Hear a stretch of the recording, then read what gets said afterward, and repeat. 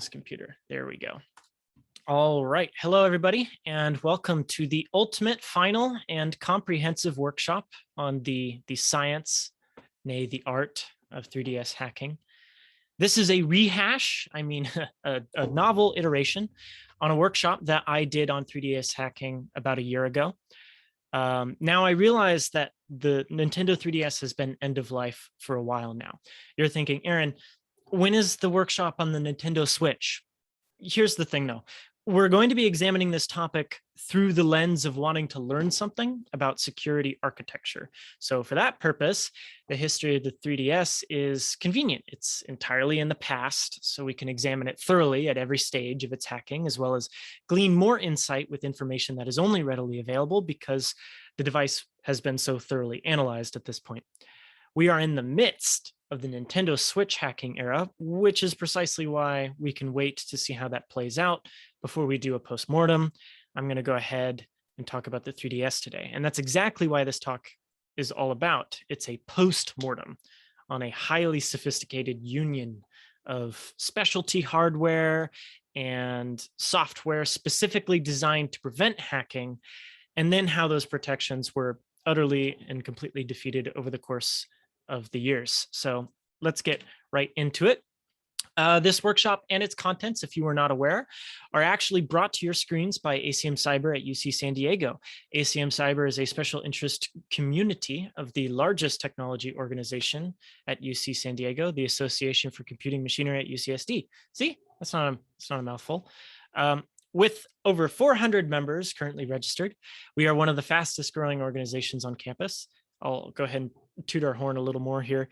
We even won UCSD's most prestigious award, Org of the Year, in our first year on campus during the pandemic. So that's pretty cool. And we even got like $100 for it. So, you know, in case you're wondering where these t-shirts came from. We aim to provide member-first opportunities to learn, teach, and practice critical cybersecurity skill, like crushing your enemies or hacking your 3DS. We host hands-on workshops, teach industry panels, competitive CTF training, and we also have mentorship opportunities for our members. Our largest event of the year is San Diego CTF, or SDCTF, which is a capture the flag competition. It's 48 hours long. It's a Jeopardy style hacking game, and that will be happening this spring for the second time. So stop by our Discord after the workshop if you're new, and we'll go ahead and get you acquainted. We like having guests. All right. So hi, this is me. You're probably wondering how I got here. My name is Aaron, and I've been a notorious hacker for quite some time now. I used to do some presidential work for ACM Cyber. Now I just handle the money sometimes. My greatest ambition is to one day graduate and perhaps even make some money at some point. That would be great. My fun fact is that I'm only enrolled in a single 1-unit class. Oh, by the way, the phrase single 1 unit is actually just the same word 3 times. Anyways, it's also the hardest class I've ever taken. It's Putnam Seminar Math 96. If you want to spend 6 hours on one problem that takes you like the whole week to do, hit me up. You can help me out. I need it. Oh, so today's quote is, I always open my presentations with a quote, is by the mysterious Yifan Liu, whose writings on the 3DS probably single-handedly made this presentation possible. The problem with focusing on content protection instead of system integrity is that you cannot have one without the other. That is very true. If your 3DS is hackable, you can't keep your intellectual property safe. That is how that works. And we will see why Nintendo focusing on content protection so heavily caused some problems that undermined them in the long run. All right. Okay. So there's a little bit of a story here. I want to take y'all back to the year 2010. Hopefully everyone here was alive then. I don't know. I can never tell anymore. Anyways, Nintendo just won. They totally obliterated the 7th generation of consoles with their trusty flagship. Anyone in the audience care to guess what that was? Nintendo's flagship in 2010? Nice try. It's actually the Ouya. Okay, no, I'm kidding. For real, the Nintendo Wii stomped. Everybody had one, right? Your cousins had one, your mom had one. Your mom even had like that Wii Fit pad thing, right? That you would like do weird exercises on, and it would like, it was also a scale. You didn't have one? You missed out. The Nintendo Wii is great. Goat console, goat console. But just from a sales perspective, look how the Wii performed relative to its much more powerful cousins in the same generation, right? You got the 360 and the PS3, stomped them. They died. Not to say that they're bad consoles. It's just that the Wii was a winner. I mean, the Nintendo literally sold more Wiis than their last three main consoles combined. I did this research. That's how into this I am. But even the Wii is dwarfed when faced with the collective might of the Nintendo DS and its many horrific mutations. What does this have to do with hacking, you're asking? Why is he talking about this? Well, first of all, it has nothing to do with hacking. And second of all, it's so I can make some observations. Oh, yeah, that's the number, by the way. It's a lot more. It's like 50% more. Check out this graph of Nintendo consoles by sales.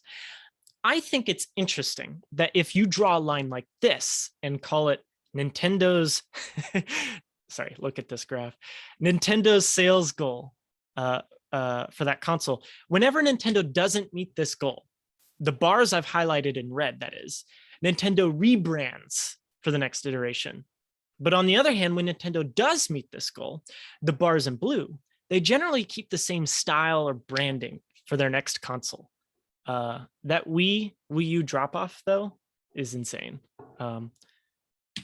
Let's see. Okay, but anyway, here's the thesis. The point is, it took them 7 years to make a new handheld platform after the original DS, but when they did, they didn't leap very far. It's even hard to tell them apart at a surface glance, right? But the systems are actually insanely different. After all, the 3DS could play games that no other system could. That's exactly why Nintendo made it, right? It's the same thing, but it's different. You can sell more games. And you can make different games too, more powerful. And, you know, the 3D was cool too, I guess. It didn't give me a headache all the time. Anyways, here's a quick recipe. If you were to build your own 3DS, this is the 3 steps to building your own 3DS. First, you make the outer shell. Don't worry about the details. Next, you stuff a full DS, a regular DS inside of it. And then lastly, you add this headache lever on the side of the console, and boom, you've got yourself a new flagship.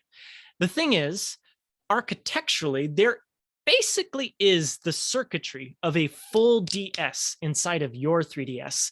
That's why it can play DS games, which are very different. In fact, on the software side, I actually found this out recently, which is very cool. There's a bigger difference between the DS and the 3DS than there is between the 3DS and the Nintendo Switch. The 3DS and the Nintendo Switch actually run the same operating system. But the DS and the 3DS are completely different in terms of software. And Nick makes the observation that, yes, the 3DS's backwards compatibility with the DS will never have any negative security consequences. Nope. Well, actually, they tried to turn the fact that there's a DS inside of it into a strength. And I'll kind of show you what that looked like in a bit here, but it's pretty interesting. Anyways, this wasn't part of the original presentation. I have made some changes to this presentation since the last time I gave it some updates, maybe added some more, I guess, hands-on elements. What can you do with a hacked 3DS is what you're asking. So I have one here. I have a 3DS. And what I wanted to do with this is I wanted to get it set up streaming to my PC so that instead of holding this up to the camera, you could actually see my screen. That's something that you can only do with a hacked or jailbroken Nintendo 3DS. In fact, if you see people live streaming on like twitch.tv 3DS games, usually Pokemon, they're probably either using a capture card, which is like $600, so screw that, or they're using a jailbroken 3DS, which can stream over Wi-Fi, which is insane to think about, that this thing can stream over Wi-Fi just with some additional software that Nintendo doesn't put on it. And it's also insane to think that the developers figured it out. But anyway, this is a new 3DS. So it's like the second generation, so to speak. It's a little more powerful and it's got these cool buttons. I like it a lot. I think this is probably the most solid and also nicest looking handheld console Nintendo's ever made. I've made some modifications to it. This one is hacked. If I turn it on, you're going to see two things. Firstly, you're going to see that I have a custom boot screen, right? Which you shouldn't worry about. So to prove to you that I can run custom software on this, I've installed a custom theme. Yeah, let's go ahead and look at that. And I'll go ahead and turn off my virtual background so you can see it. There we go.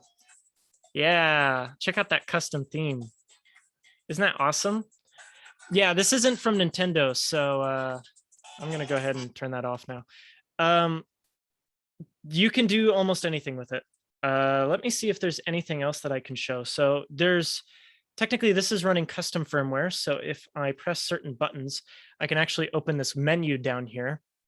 That's like you can see the reflection of my camera, my webcam in my 3DS, and you can see that I put googly eyes on my webcam so I can make eye contact with y'all.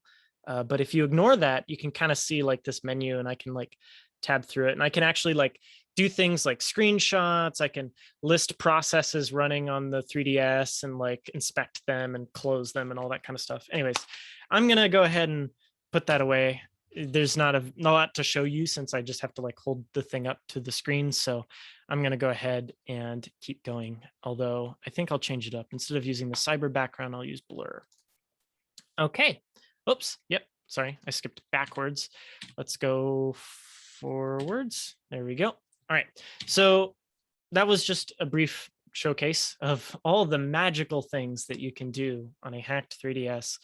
However, before I get into the presentation, it is also worth mentioning verbally that yes, piracy is a big incentive for people to jailbreak their 3DS, but I wouldn't recommend it.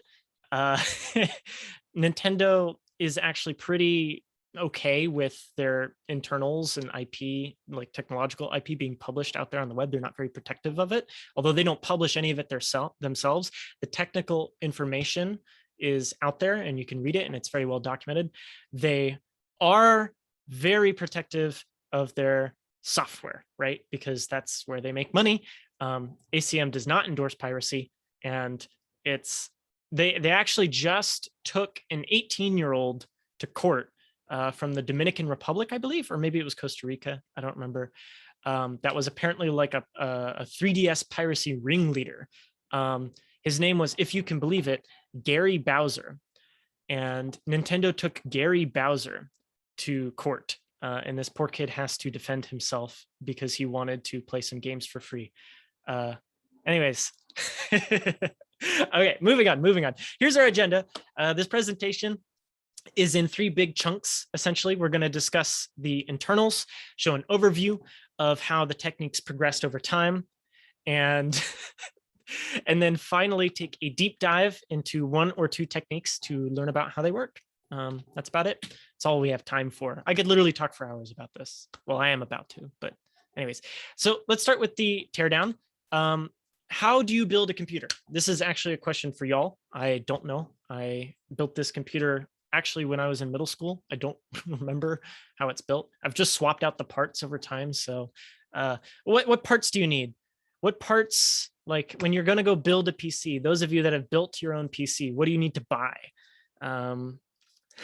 At CE majors, PC parts, great. You need PC parts. Anything else you need to build a computer? Like something specific? Okay, let me help you out. You need okay, there we go. CPU, that's a good one. I like that one. You have motherboard, right? You know, okay, we're starting to get some results in now. RAM, right? You need RAM. One thing that money, yeah, that's a good one. Money is very important. Another one, don't forget it, storage, because after all, your RAM is volatile. When you turn off your computer, you want your data to still be there. So you're going to need some kind of permanent storage, hopefully SSD, it's 2021. And then a GPU, right? Sometimes it's not strictly necessary. Most of the time, integrated graphics have come a long way. But GPU, like, these are kind of the 3 things or the 4 things generally. This makes up a computer. There's a bunch of other things, but this is the basics. But listen, we're not trying to build a computer, right? We're not here to build a computer. We're here to build a 3DS. Okay, so how do you build a 3DS? Let's talk about that instead. In the context of building a computer, it's actually insanely different. For one thing, there's 2 processors. And for another thing, there's 3 types of RAM. And for another thing, there's 2 types of storage. Although it is worth mentioning that this is kind of not totally accurate. The NAND is like the solid state storage that's on the motherboard, where your SD card is like the actual plug and playable SD card that's in the back of the console. So I'm cheating here by calling them both the same. But in reality, there's actually 3 types of storage, because you also have the boot ROM, which is like the read-only memory ROM. The read-only memory portion that is responsible for, turning on your 3DS when you press the button, essentially. And it does have a GPU, though. It's fairly normal. There's one of them. It's called the Pica 200. So that part's kind of normal, I guess. But look, there's a lot of parts here, and let's try to make sense of them if we can. So first of all,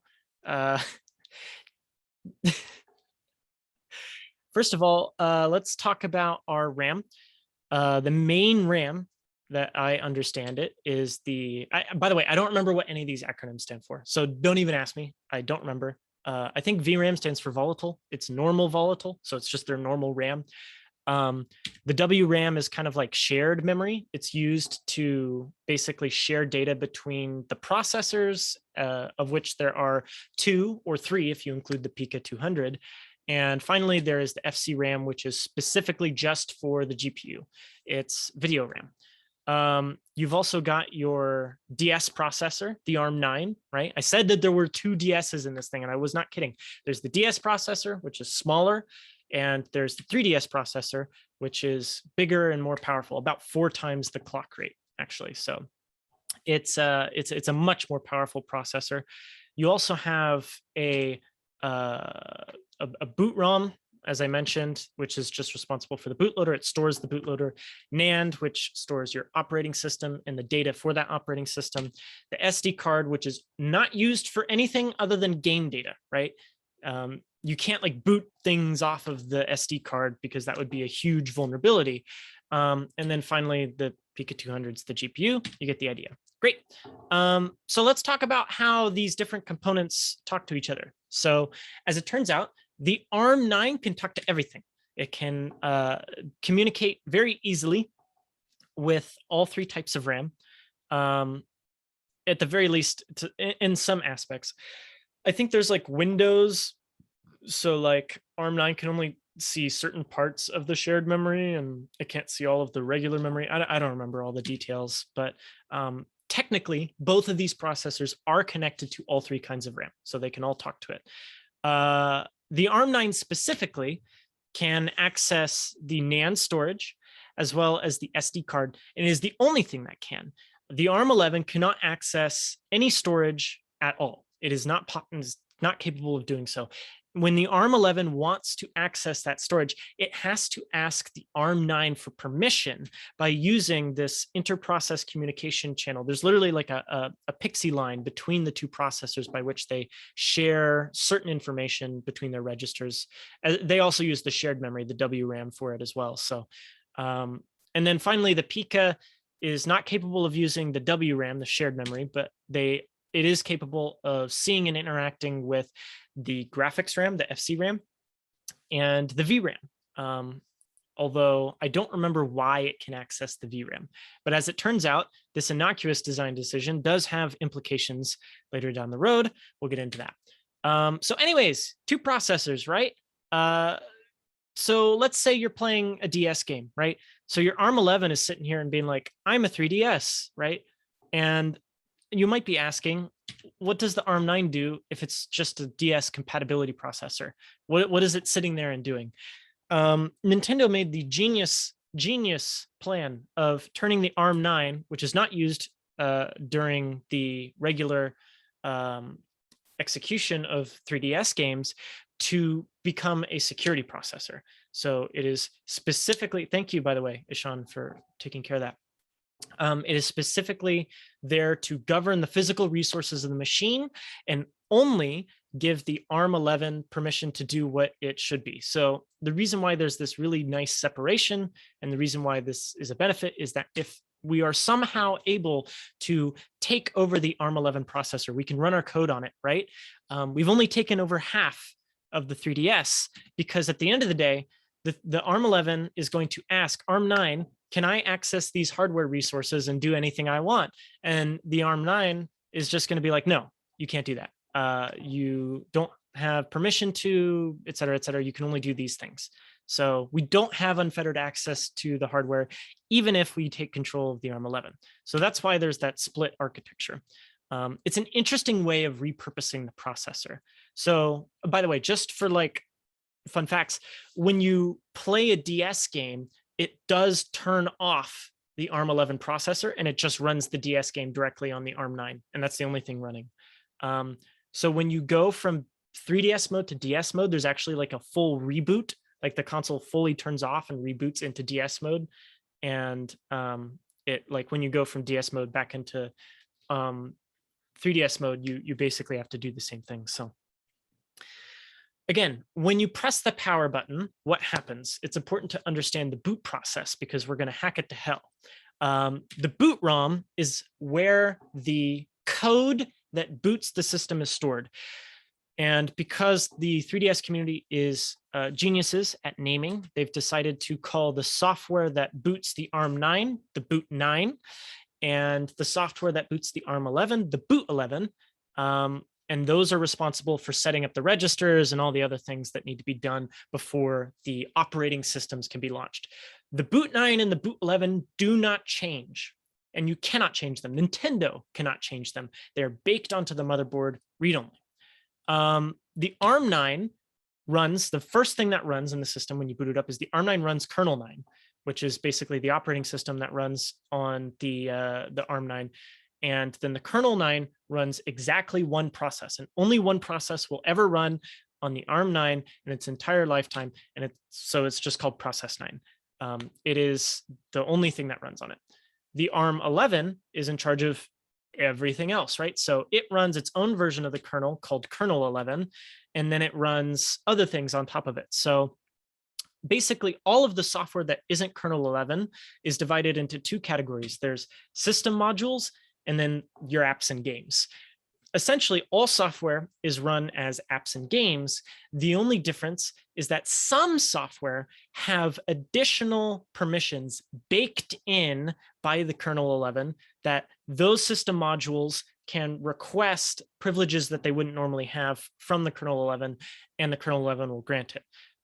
Perfect example is your home screen software. The home screen is responsible for installing new software or starting new software when you plug in a cartridge. And that's not something that a game can do, right? So it's a special piece of software, a special app on the system that has specifically the privileges to install and play games. And so it has a special connection to this kernel 11. And so technically we classify it as a system module. But you can kind of grasp from this graph that from top to bottom, you essentially have your most privileged code running at the top of this chart, right? And your least privileged code is at the bottom. And the reason why this distinction is important is because it helps us plan our attack. Watch carefully, by the way, this is a sick animation. Whoomp. So if we lay it all out and we have, let's say as a hacker, we've somehow managed to get code running on the apps and games layer. Let's say we somehow managed to get, like, let's say we have a custom game that we plug in that lets us do whatever we want. We plug it in and we have our code running on the system. No, Ishan, I'm not going to do it again. You have code running on the system. What can you do? And the answer is not much. Essentially, yeah, not much at all, because you can only do everything that a game can do, which is a very sandboxed thing. And in reality, as an attacker, we want to get as much control over the system as possible. To be able to install other games, for example, we need more control than this. So what we want to do is on this chart, we want to make our way left on this chart to get to the more privileged pieces of software and take them over. Naturally, this is not this this is not the easiest thing to do, right? Nintendo put barriers in the way for us to make this as complicated as possible. At each step, there is a barrier, a layer of isolation between these pieces of software that, basically you're not supposed to be. It's very easy if you're over there at kernel 9 to interact with code that's running to the right of you, but there's no way to really affect code that's running to the left of you, right? Is essentially how this works, unless you can bypass these barriers. So this is our plan of attack, is get past these barriers. Now there's 5 barriers to get past, only in reality, there's actually a little less than 5 for a couple of reasons. The first reason is this barrier right here. Again, the process 9 is the only thing running on kernel 9. And process 9 actually has access to a kernel 9 service call that is basically dubbed by the community as service call backdoor, because that's literally what it is. Process 9 can call this service call, ask kernel 9 to run some code, and then kernel 9 will do it as kernel privileges. So it is not fair to say that there's any isolation between these two processes. They are essentially the same privilege level. There's no barrier there. Great. Secondly, we also have to ask ourselves if we even care about the boot ROM at all, because after all, the boot ROM is the rootmost level, but like if we have kernel 9, we have control over all of the hardware of the system. So effectively, we don't really need to worry about it. I mean, if we manage to get to process 9, we essentially have full control over all the hardware in the system. So most people are content with that, I would say. So 3 barriers really to get through. And each of these barriers requires an exploit to bypass, right? To go from apps to system modules, there's an exploit required for that. And then to go from system modules to kernel 11, there's an exploit for that. And they all have names. So to go from apps to system modules, you need what's called a userland exploit, because essentially what it's letting you do is it's letting you move from one place in userland to another place in userland with slightly higher privileges, right? System modules have certain special powers. From there, you need to find a way to get from system modules to the kernel 11. So from some special powers to all the special powers, and we refer to this as a kernel exploit to bypass that barrier. And then lastly, to go from kernel 11 to fully hop processors from the ARM11 to the ARM9, we call that an ARM9 exploit. So these are the 3 barriers. And it goes without saying that the ARM9 exploit is the king. That is the granddaddy. That is what we want more than anything else. But it is worth mentioning that even if we had an ARM9 exploit, it wouldn't be useful if we didn't also have a userland exploit and a kernel exploit. In fact, it would be useless because we have to start with those 2 in that order. We have to go in order. So there we go. That's our whole plan of attack. These are the 3 things that we need to do to take over a 3DS. And as it turns out, there's a lot of very smart people that have done this for us. So let's go ahead and break it down. No more looking at pretty pictures. Let's look at the real thing. Here it is. This is your 3DS. I've stripped away all of the ugly bits, and you can see it in its raw form, its beauty, its glory. You can even make out the processor there. I think both of them. I think that's the GPU off to the side, the one that says Toshiba. And then I don't remember where the memory is. You get the idea. There it is. There's the 3D. I don't have anything else to add to this. I'm not a CE major. I'm sorry. I can't do electrical engineering. I couldn't tell you how all of that stuff is interesting. I can only talk about the software. So let's talk about the software then. As a quick summary, right? You have the kernel 11, which is basically your system modules and non-game user processes. And you have your kernel 9, which is your cryptography and hardware access. But essentially, these are running the same operating system. They're running 2 different copies of the same operating system. The kernel 9 is a much simpler version of the in-house operating system that Nintendo has developed called Horizon. And what's interesting about Horizon is that this is a kernel developed completely from scratch by Nintendo for the 3DS and also runs on the Nintendo Switch, which is why the Nintendo Switch and the 3DS have so much in common. They run the same kernel. They sometimes have the same vulnerabilities. So that part's cool. which brings us directly to a next point, which is cryptography. Everything on this thing is encrypted. Everything, absolutely everything on the 3DS. All games are encrypted, obviously, intellectual property. Your save data is encrypted. Not sure if that was necessary.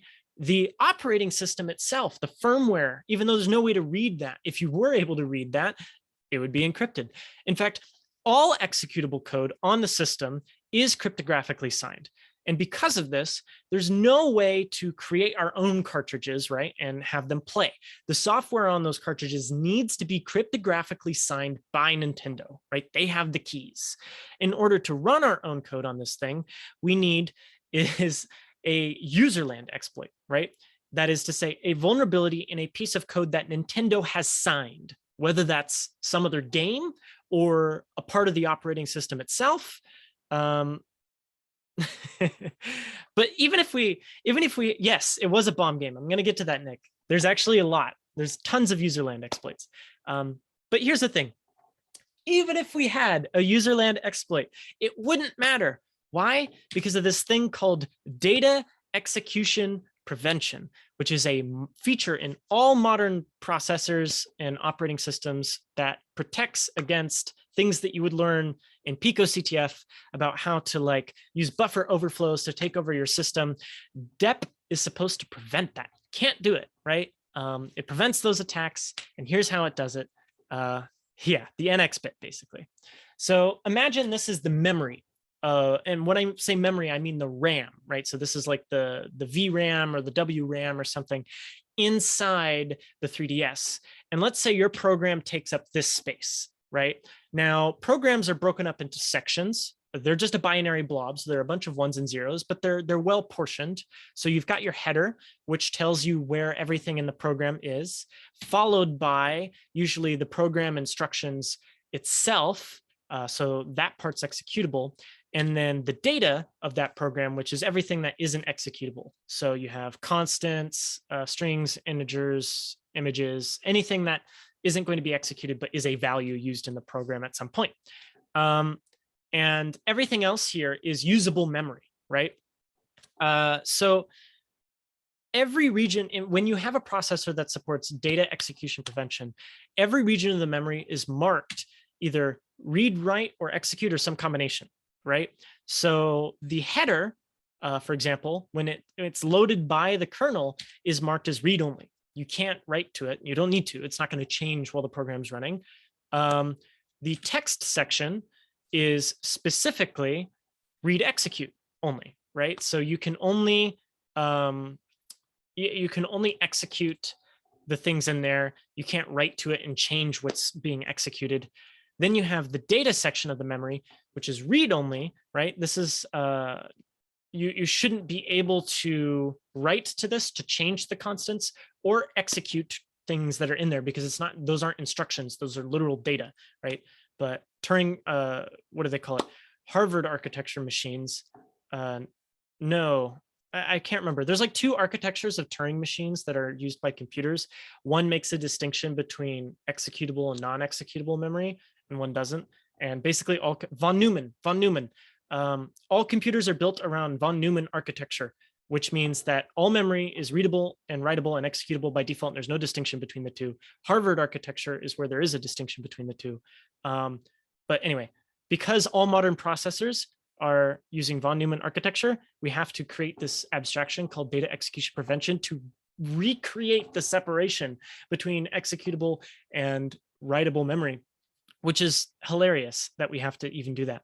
And then lastly, okay, so right, your program, this makes up your program, this first block that isn't the usable memory. But now you need to try and find memory to write to. Your program needs to write into memory occasionally to do some computations. So it uses the remaining memory of the system for that. And that is readable and writable, but that's not executable, right? You shouldn't be writing new instructions into your processor and then executing them. That's not what should happen, even though technically it's allowed by von Neumann architecture. So again, let's assume that we've managed to hack into or take control of the program instructions, which is in the text section there. See that little orange blob? That's our hack. We've taken control of some part of that. Well, the problem is that we can't inject our writable code into there, right? We have some code that we want this processor to run, but we can't inject it into there because this is the only writable region in the memory. And this is the only executable region in the memory, right? So there's no way for me to create new program. I can only execute program that's already there. And so basically it's hopeless. Even if I take control of the processor, this entire class of vulnerabilities has been completely defeated. It's over. It's over. There's nothing we can do unless we use return-oriented programming. And this is not, beat you to it, Nick. This is not a highly technical, it's not supposed to be a highly technical talk. So I'm not going to get too into this, just for the purposes of telling you that it is possible to bypass data execution prevention. And that's how ROP is used in the 3DS. Basically, what you try to do is you still have all of that data in the text region, and you try to create a Turing-complete set of instructions from existing function chunks that are in the text region called gadgets. But they don't have to be the whole functions. They could just be pieces of the functions. And because of that, you can basically create a new language out of these gadgets that enables you to do whatever you want, but you have to have enough of them. Anyways, basically what you got to know is that it's possible. It's possible to bypass DEP, but you still need an exploit to get control of the stack in the first place. And it's insanely annoying to implement this. It's insanely annoying, especially if you're doing it by hand. There are automated tools that help, but they're useful in generally a limited case of situations. ROP gadget, I think it's what it's called, the tool for doing that. Yeah, Radar 2 comes to mind. Oh, nice. Damn. I really wanted to take CSE 127, but they rejected me from the computer science program at UCSD because clearly I'm unqualified. So I don't get to take it. But they published their slides online. So I can actually go and read them if I wanted to. And yeah, it doesn't work well for non-x86. So it would have a really hard time on this ARM processor. It is worth noting that the people that wrote ROP exploits for the 3DS did so by hand. And they also did so with some additional limitations. If I recall correctly, the first userland exploit used ROP, but they could only use instructions that happened to fall on like an even byte. They couldn't use the odd bytes due to the nature of the entry. So they had to create ROP gadgets using only the like evenly spaced jumps or something like that. It's insane. It's insane. And yes, the ROP chain is obscenely long. I remember running one of these original like ROP exploits, and I would like click homebrew and it would just hang. Like my device would hang for a full 30 seconds while it's ROPing and doing its thing. And then it like actually loads everything and it's running fine. But yeah, ROP sucks. ARM sucks. It's annoying. It's annoying to do this, but it's possible. So just keep that in the back of your head. We don't have to talk about that more. GS-Pwn. This is something, so I haven't really talked about the history of the 3DS or how things progress technically, but I want to introduce this concept which connects back to the technique we just talked about, ROPing, which is GS-Pwn. I don't remember what that means. I don't remember what that means. I think it's like graphics something, because it has to do with the graphics card. But it is an exploit that can potentially turn a userland exploit. It's probably Game Shark Pwn. It can probably turn a userland exploit into a kernel exploit. And this is basically the process that's used in most userland exploits to turn into kernel exploits.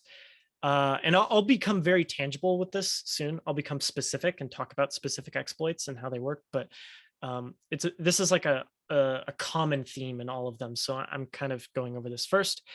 By the way, if you want to learn more about ROP, go harass Rahil. He knows way more about it than I do, or come to our cyber gym that's on weekends and learn about some of the more technical sides of binary hacking, which is a topic I am ill-suited for. I can talk about high-level stuff and that's about it. Anyways, so the problem or the weakness in the 3DS architecture that enables GS-Pwn is that the GPU has direct memory access to FC RAM. That's the first one.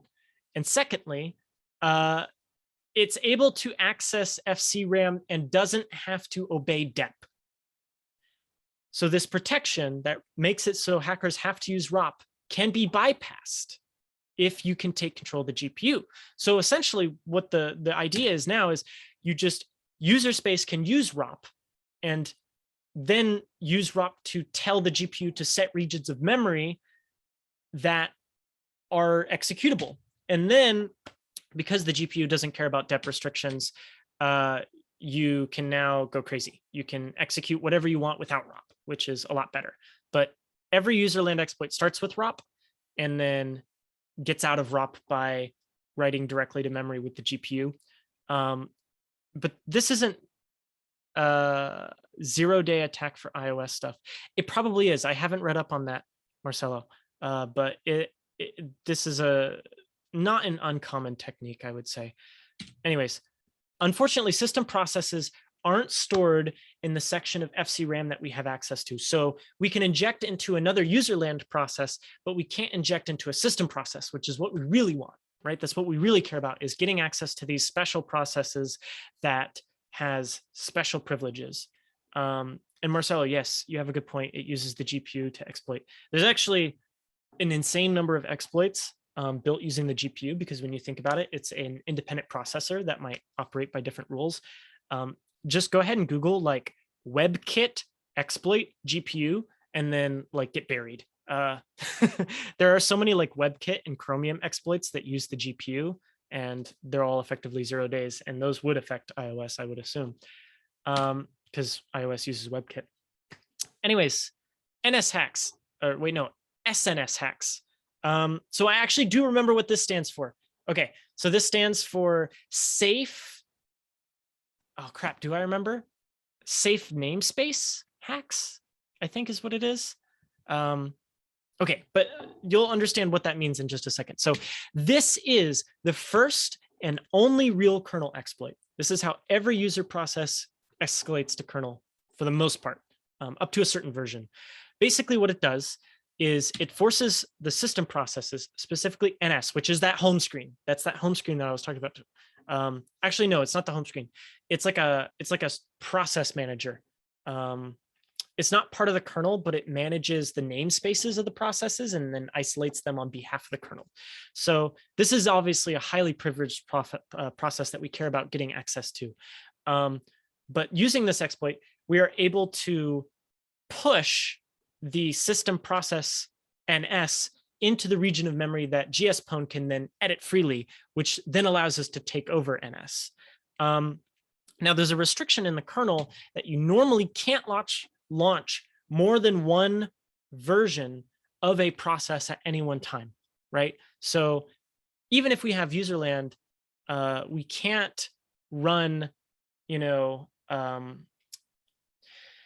we can't run the NS process and then run a second NS process, which is what this attack relies on. But there's actually two modes of the NS process. There's the regular version, and then there's the safe mode version. And the safe mode version is used when updating the firmware, because it boots out of the firmware and into the safe version of the firmware. So technically, there are two different signed versions of this NS process. So what you do is you repeatedly allocate and deallocate NS processes in the memory over and over and over again until you're pushing the usable memory into this region of memory that is editable by GSPwn, at which point you are able to take over the process and you can call any processes you want. So that's super cool. This is basically how most userland exploits escalate to kernel exploits. So it's quite a complicated system, and this wasn't understood directly out of the gate. It's worth mentioning. This took time to happen. Okay, so now that we've got some background, the rest of this presentation is short, by the way. I realize I've talked for about an hour now, but it's going to be probably 30 minutes and then I'll be done here. Thank you all for sticking it out. I am watching the chat pretty actively, so if you have any questions, just launch them. But that was kind of a good teardown of the different security elements and features. Now I want to dive into a history lesson. How did it all play out? Over years, mind you. But actually, since we don't have an infinite amount of time, I'll kind of be verbally talking about the different techniques as we go. So we're kind of covering both of these bullets from here on out. So let's literally do a history lesson. 3DS comes out. 3DS comes out. Turns out there is day one homebrew on the 3DS. You are able to run arbitrary software on the 3DS immediately. How? Well, because DS flashcards are compatible with the 3DS. So all the hacks that worked on the regular DS still work on the 3DS. You just plug it in and it works. The problem is that this isn't very useful because you're trapped again on the DS mode, and to get back into 3DS mode, it reboots. So effectively you lose control of the system as soon as you do that. So we don't really have control over the 3DS at this point. None of the special hardware, there's no advantages to this. You're essentially sandboxed. So it's not that useful. But I thought that was worth mentioning. Anyways, so this is an important part of the history. In 2011, a subreddit reserved for 3D Shack enthusiasts is created. But very shortly after that, they decided to focus on hacking the 3DS instead. And most major players in the console hacking scene, some of them had come from the PSP, some of them had come from the DS. Most of them were active in this community. This was a very active community. Although you can see that I took the screenshot in 2020, so there were not that many online people anymore of that subreddit. Moving on. So essentially the first real exploit, which by the way took 2 years. The 3DS went 2 full years without being publicly hacked. But then some mysterious company called Gateway started selling hacked 3DS carts that could run pirated games. Now, these cartridges exclusively enabled piracy. They were not interested in helping homebrew at all. And they were actively obfuscating their exploits so that the homebrew community could not use them to do other things. And they were a big deal in their prime, because keep in mind, if you wanted to pirate games, you had to use this. This was the only option for hacking your 3DS for a good amount of time. So this company made bank. I mean, they literally made around $6 million. It's estimated around $6 million in their prime from their activities, which were obviously illegal. So I imagine that didn't even begin to cover their legal fees. So when you bought a Gateway cartridge, you actually got 2 cartridges. First, you got a DS cart, and then you have a 3DS cart. You use the DS cart to exploit the DS firmware. And then once you've exploited the DS firmware, there was a way to cause a buffer overflow in the 3DS mode.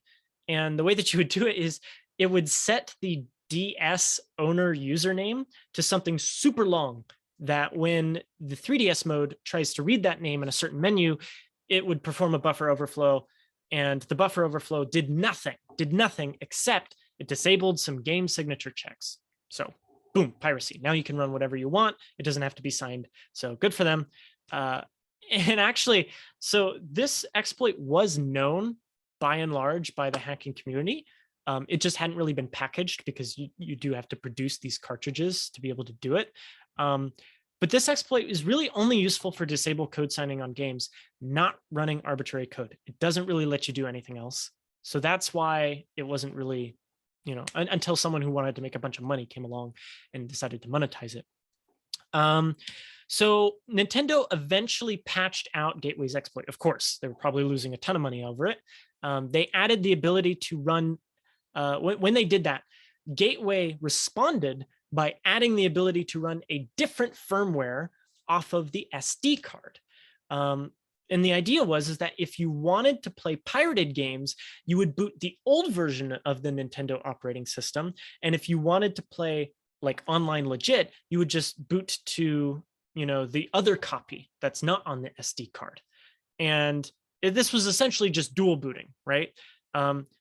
Keep in mind, we can't run any firmware we want because downgrading is, because, whatever software we create is not necessarily going to be signed by Nintendo.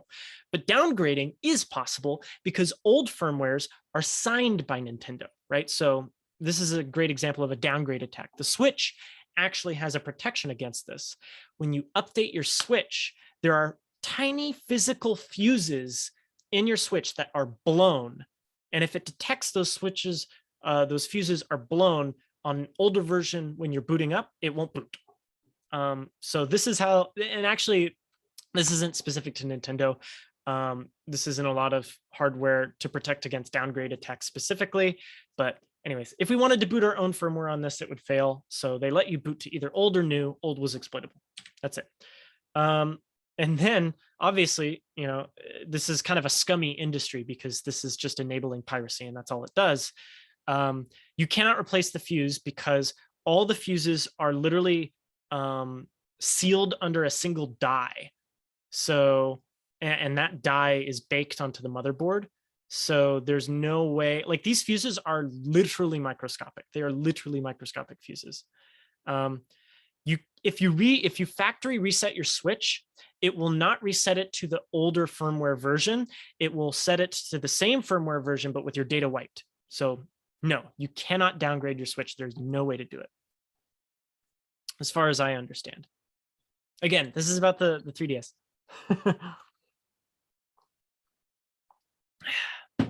Okay, anyways. So because this is a scummy industry, gateway clones started popping up on the market. Literally just the same card, just copied and then resold. I think they deserve it. Gateway added code to the cards that they were producing to brick consoles that use the copycat cards. And then they proceeded to blame the faulty hardware of their competitors, which is absurd. It's the grossest thing I can think of.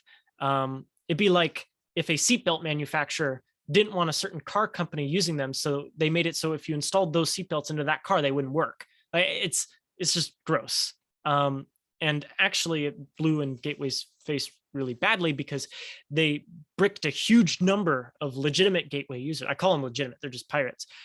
Anyways, Gateway did, to their credit, personally fix any bricked consoles. Although it's interesting to note that they were not specific about how they fixed these bricked consoles. So no one knew how they were fixing them, but they would send them to Gateway and they would come back. Same console, and they come back perfectly fine. So that interested a lot of people and made people aware that Gateway was definitely hiding some exploits or some knowledge about the 3DS that they didn't really understand. But at the end of the day, Brickgate did not really even hurt the company because at the end of the day, they still had a monopoly, right? Even with these like clones and competitors, they just didn't have the production. So, okay. Anyways, later that year, this is the beginning of the end for Gateway. Later that year, a developer / hacker by the name of Smea announces a userland exploit, the first of its kind for running homebrew called SSS Pwn, but he held it close to his chest. The dilemma here was one of piracy, right? Does he release this into the open world and enable rampant piracy, or does he, you know, just trust people to do the right thing? I don't know. He was struggling with this, but what he wanted to do was to make sure that the Nintendo 3DS homebrew scene would be remembered for all of the cool technical things it accomplished rather than the piracy part. So he shared it with other homebrew devs and then they worked together with them to make sure homebrew would be polished when it was fully released, so that way that would be an enticing path for people to follow. But then, of course, the announcement of the new 3DS delayed this exploit further because apparently it wasn't sure. Like basically, if he released the exploit before the new 3DS came out, there's a chance it would be fixed right on the new 3DS. So that's why he wanted to wait for this thing to come out, test it, and then do it. Nick, I believe it was. Here it is. Boom. Ninja Hacks is born, or Ninja Hacks as it's usually called. This was the userland exploit. Smay finally releases the name of the game that has an exploit. It's called Cubic Ninja, and it's this totally random like game made by a subsidiary of Ubisoft that was actually just dissolved like shortly after this game was released. So literally the owner and manufacturer of this game did not exist anymore. They were gone off the face of the earth. No name game. But once it was revealed that this game could enable you to userland exploit the 3DS, it went from like $3 on eBay to around $500 at its peak. I mean, it's spiked. It's still not cheap. This is still not a cheap cartridge to buy. but I don't think it's $500. So this, obviously the existence of this started to free the 3D Shack community from Gateway, but it wasn't perfect because you still had to spend money, right? To do anything. You either had to spend money on Gateway or buy this, highly hard to acquire game, I guess. So Gateway responds by doing something very interesting. They release a new exploit for the latest firmware. Oh, wait, actually, I don't think it was the latest firmware. It was firmware 9.2, and I think the latest firmware at the time was 9.5. So it was a little out of date. But for people that didn't, update, it was perfect. It used a new exploit that didn't involve Cubic Ninja, but it contained not only a userland exploit, but a kernel exploit as well. And the whole package was obfuscated to all hell. So the reverse engineers in the 3D hacks community couldn't figure out how it worked until Yifan Liu figured it out, and he published a really long write-up about it, which maybe I'll send afterwards if you want some of the resources that I used for this. But essentially what it boils down to is the userland exploit was an old WebKit exploit. It would basically create some captive portal that would then exploit WebKit. It was a well-known exploit for WebKit, right? Because WebKit is a widely used library. That was how they got user mode. The kernel exploit was something that was referred to as memchunk hacks, which was, again, reverse engineered by Yifan Liu. And it was essentially a kernel structure that was called the memchunk header, which is essentially like a header to a memchunk, a piece of memory that is allocated out by basically when you call malloc, it manages memory, and this was a header responsible for that. Anyways, it's this kernel structure is read from even after you map it to the GS pwnable user space memory, right? So you could move it over to GS pwn, take it over, and instead of getting control of a system module, you actually get control of the kernel itself, right? So that's awesome. The problem is that, again, this was unusable after version 9.2, and then this exploit wasn't discovered until 9.4. So Gateway basically held on to it until Nintendo patched it, and then they released it because it wasn't of value at that point. It was already fixed. So, but basically, yeah, Yifan Liu ripped apart Gateway and distributed all their special hacks, and they weren't special anymore, but you still needed hardware in most cases. Until something called RX tools came around, which is this specifically for old 3DS. It allowed you to run the EMU NAND without Gateway, which basically lets you downgrade and then use those other exploits to get kernel level privileges on your 3DS. So, I mean, this was a full hack, right? And no Gateway involved. It let you do everything that Gateway could do, except one feature. One feature was not included, and that was the creator refused to enable piracy. RX Tools was perfectly capable of disabling sig checks, but he wouldn't do it. He refused to do it. And this actually got him a lot of harassment from, the less savory people in the community. As of May 2015, some anonymous hacker was able to disable sig checks in RX Tools themselves. They were able to do that without the creator necessarily consenting to it. And in June of 2015, the original creator broke down, added it himself, and then quit the hacking scene, never to be seen again. So it's kind of a sad story to see how even with the focus on homebrew, it still got warped into an issue of money and piracy. But there is the good news. Piracy without Gateway meant that Gateway was now obsolete, which at least meant the pirates weren't making money anymore. Gateway's grasp on the 3DS hacking scene quickly crumbled away. And I remember the original version of this presentation, I made this joke when it was very fresh and dark to do so. Now this is kind of outdated. I have to come up with a new joke here. Okay, moving on. Here we go. So over the years, we slowly accumulate more userland exploits, right? Ninja hacks was the QR code exploit, but we quickly gain tube hacks, which is a YouTube exploit, which got patched out. because that's part of the core operating system. So it got upgraded and you couldn't use it anymore. Smash Bros. Oh, actually, sorry. Notax was an exploit in Flipnote Studio 3D that was popular for a while. And by far my favorite, which is pictured here, is sound hacks, which is you would put a malicious audio file on the 3DS SD card, you would go into sound and you would play it, and boom, you would just be launched immediately. You know, it would do its ROP chain thing. It would get you userland control. It would do the GS-pwn stuff and SNS hacks to get you kernel control, and you'd be set. It was really cool. And so this was really the most convenient way, because literally you could go from not hacked to hacked by just loading an audio file. And this is actually what's pictured here.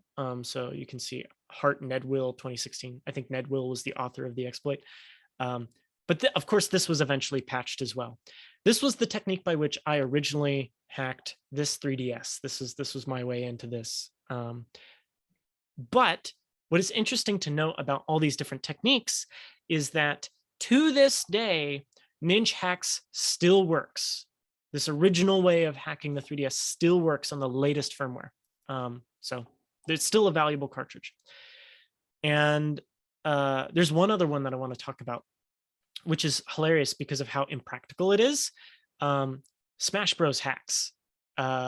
It still works, but it requires you to have a malicious Wi-Fi beacon, because there was basically an exploit in the netcode, but you needed to control your own Wi-Fi signal and then like send a certain shaped packet. I don't even know how they figured this stuff out, but that was a particularly inaccessible userland exploit versus like loading an audio file onto your SD card. For reference, the NinjaHacks exploit was just taking picture of a malicious QR code. There was a way,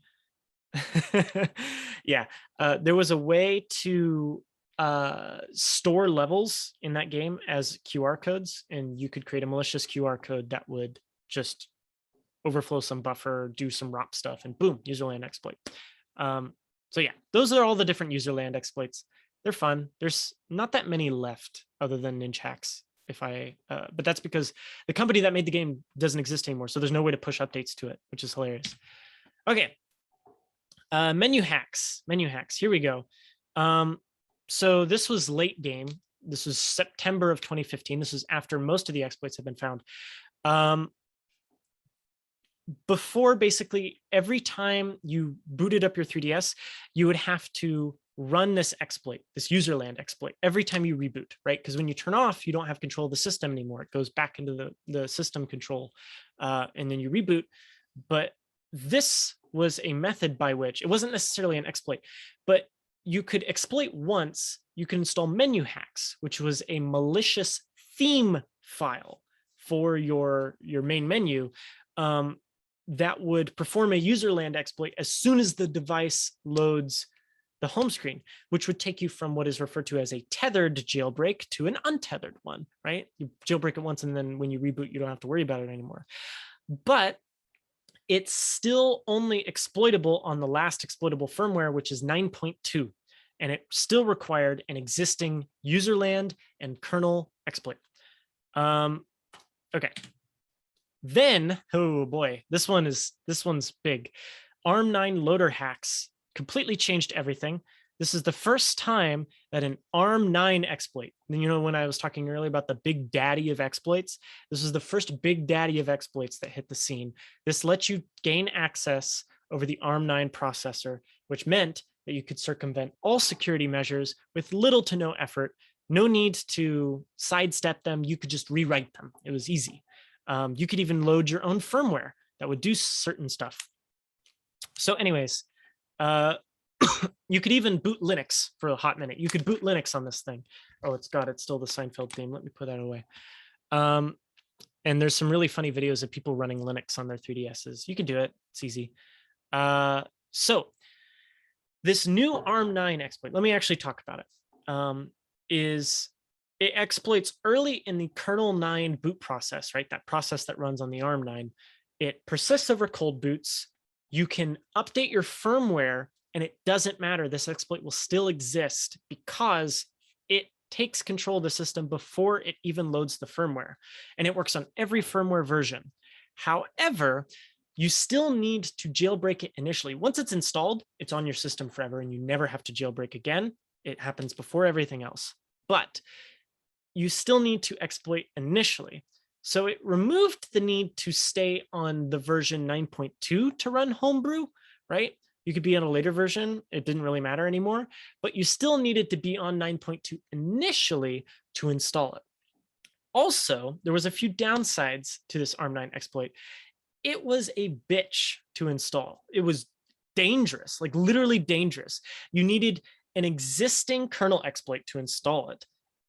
But even with the kernel exploit, that wasn't enough. You also needed a set of console-specific secret data called the OTP, which is locked out extremely early in boot. However, there was a version of the firmware that is vulnerable to, basically, it just forgets to lock away the OTP, right? So it literally is like the factory version of this firmware. It's version 2.0. And meanwhile, people are on like version 11 now, right?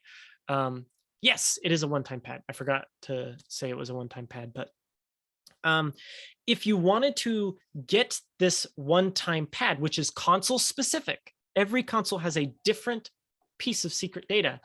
You first had to run your userland exploit on 9.2, then use a kernel exploit to downgrade your firmware all the way down to 2.0.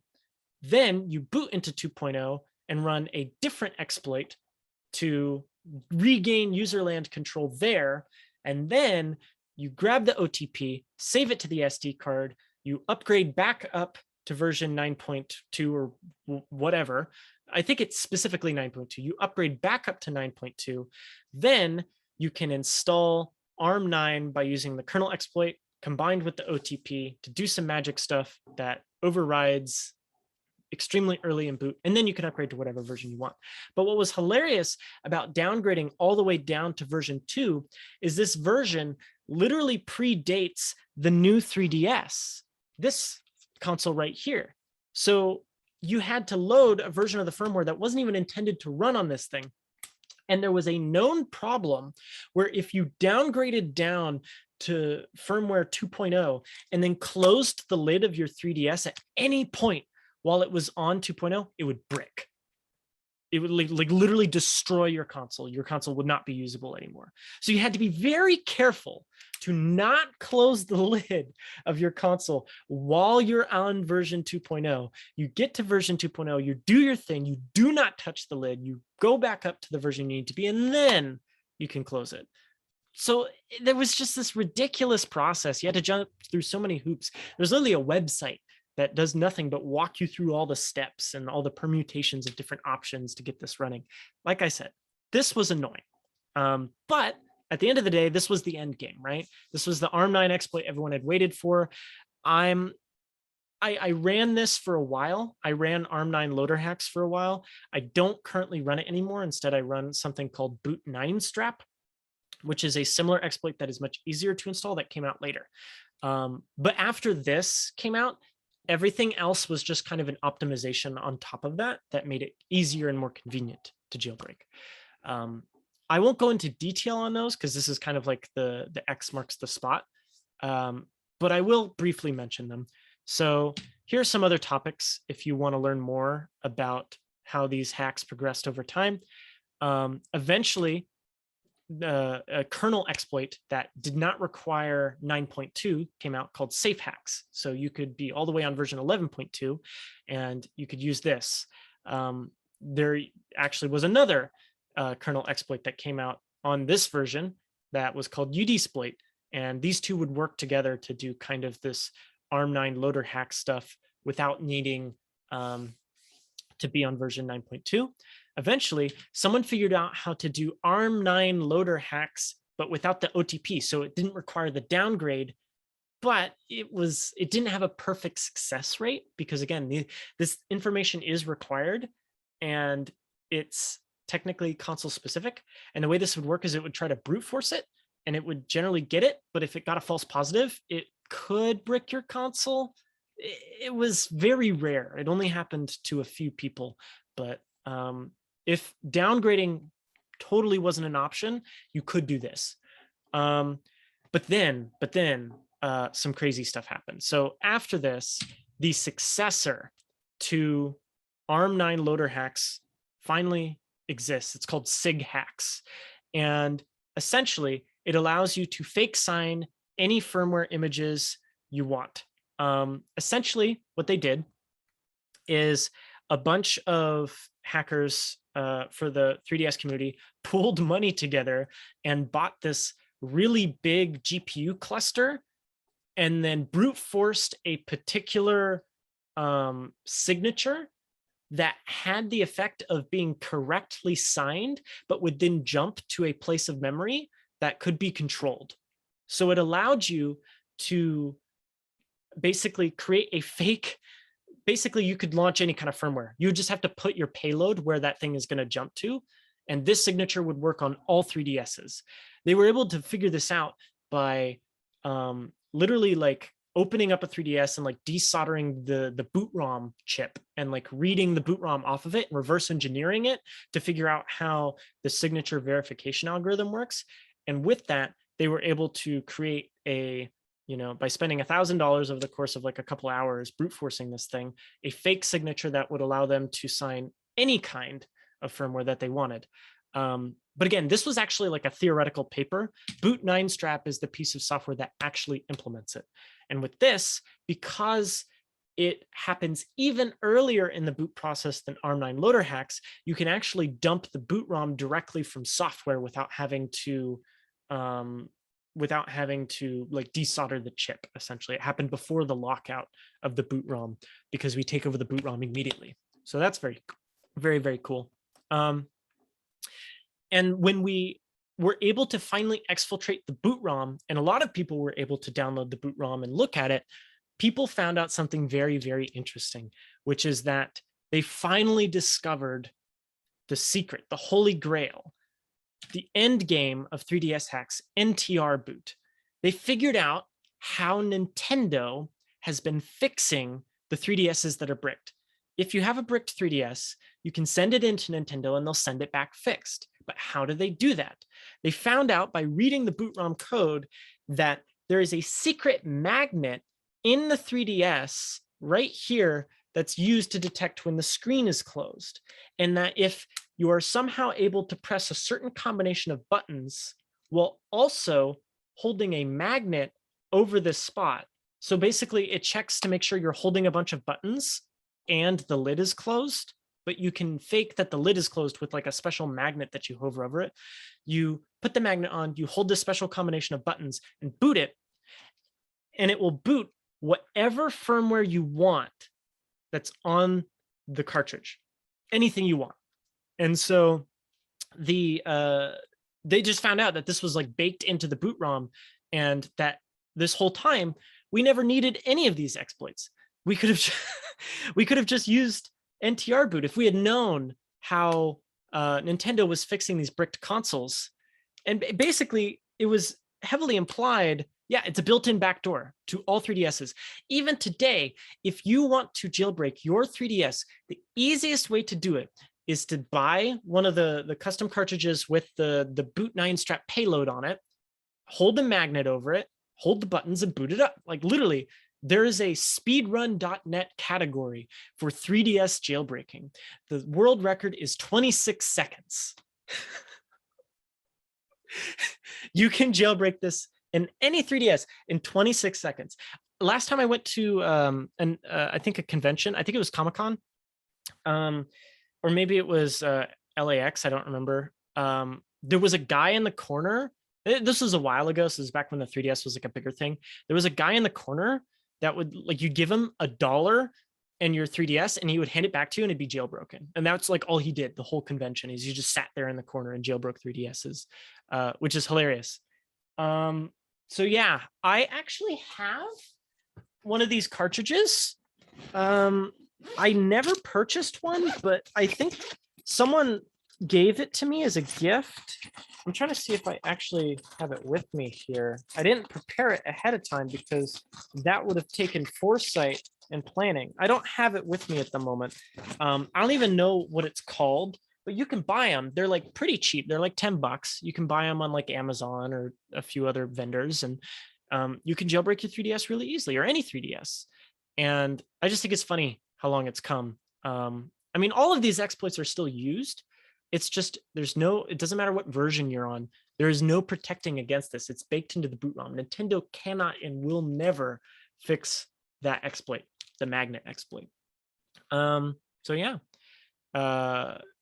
it was heavily implied that this was secretly how Gateway was fixing those 3DSs all that time ago, right? They knew about this backdoor, which seemed to imply that this company, Gateway, knew so much about the 3DS before anyone else did. They knew about this way of restoring 3DSs from a bricked state before anyone else did.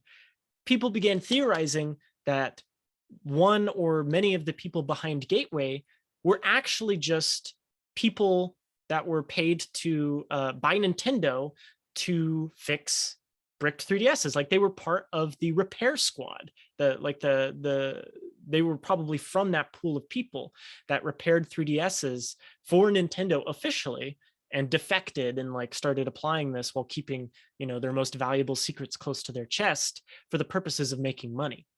So yeah, that's detestable. And with that, we are done. I mean, I can answer questions, but that's all I had for you tonight, folks. Thank you so much for coming and taking the time out of your busy Monday evening on week 4 of all times to come listen to me ramble. I hope you all learned a lot. I'll stick around for a few minutes to answer any lingering questions, but then I'm going to call it quits because I need the sweet embrace of unconsciousness. And thank you. It was very interesting looking at all of you in the chat. You were a very entertaining audience. And again, this recording will be available on our YouTube channel. Our logistics team is very quick. I'll be giving more workshops this quarter. I don't remember which ones. let me look. I'll stop my screen share real fast. And I'll